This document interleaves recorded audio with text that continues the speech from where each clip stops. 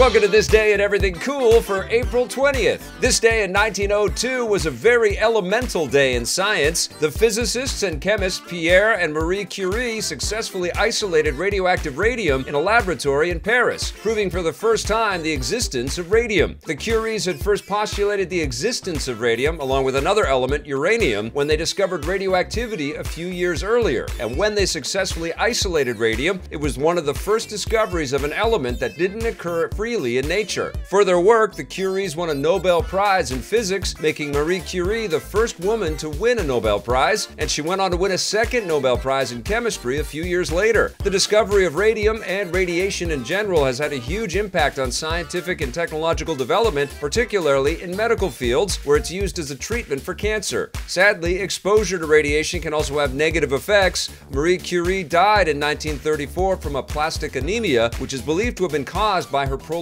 exposure to radiation.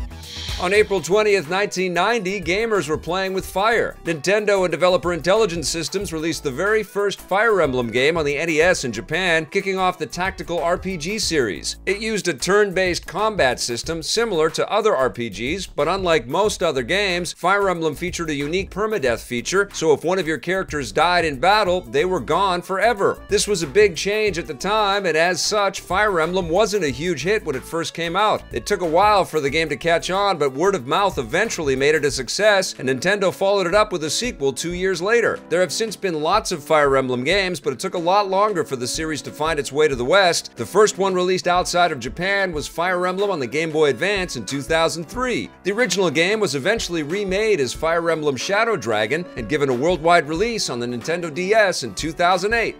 Another big Japanese franchise made the jump to a new platform on April 20th, 2010. That's when Capcom released Monster Hunter Tri in North America following its release in Japan the previous year. It was the first game in the franchise released on the Wii, or any Nintendo platform for that matter, with the previous games having been released on the PS2 and PSP. Monster Hunter Tri had originally started development as a PS3 title, but due to the high development costs of that system, Capcom switched it over to the Wii. It was a huge success, with the extra power of the Wii allowing for bigger worlds and monsters, and there was also a more robust online multiplayer component. The success of Monster Hunter Tri on the Wii caused Capcom to keep the franchise on Nintendo platforms, in particular the handheld 3DS, where it stayed to this day. It wasn't until early 2018 that the series would return to a non-Nintendo console with Monster Hunter World on the PS4 and Xbox One.